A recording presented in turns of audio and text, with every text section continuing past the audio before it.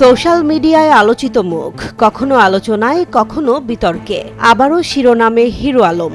এবার বিয়ের প্রতিশ্রুতি দিয়ে ধর্ষণ ও নির্যাতনের অভিযোগে করা মামলায় তাকে গ্রেফতার করেছে পুলিশ। কি এই মামলা, কি বলছে অভিযোগপত্র, আর কিভাবে গ্রেফতার হলেন তিনি?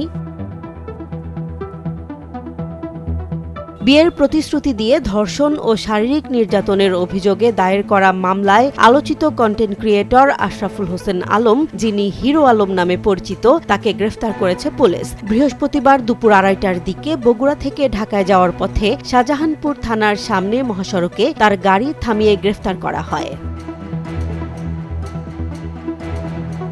থানা পুলিশ সূত্র জানায়, গত বছরের ৬ মে এক নারী বাদী হয়ে বগুড়ার নারী ও শিশু নির্যাতন দমন ট্রাইব্যুনাল ১-এ এই মামলা দায়ের করেন।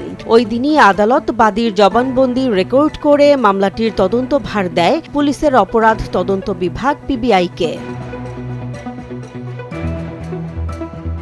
দীর্ঘ তদন্ত শেষে চলতি বছরের ১০ ফেব্রুয়ারি পিবিআই আদালতে অভিযোগপত্র দাখিল করে। অভিযোগপত্রে বিয়ের আশ্বাস দিয়ে একাধিকবার শারীরিক সম্পর্ক এবং মানসিক ও শারীরিক নির্যাতনের অভিযোগ আনা হয়েছে বলে জানা গেছে। বগুড়া সদর থানার পরিদর্শক মাহফুজ আলম গ্রেফতারের বিষয়টি নিশ্চিত করে বলেন, হিরো আলম নিজ বাড়িতে আত্মগোপনে ছিলেন। বৃহস্পতিবার দুপুরে তিনি ব্যক্তিগত গাড়িতে ঢাকায় পালিয়ে যাওয়ার চেষ্টা করেন।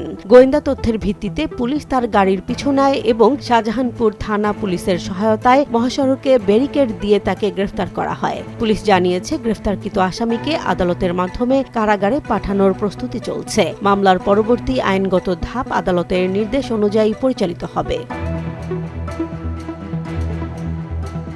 জেসমিন জাহান, নিউজ ডেস্ক, জনবাণী।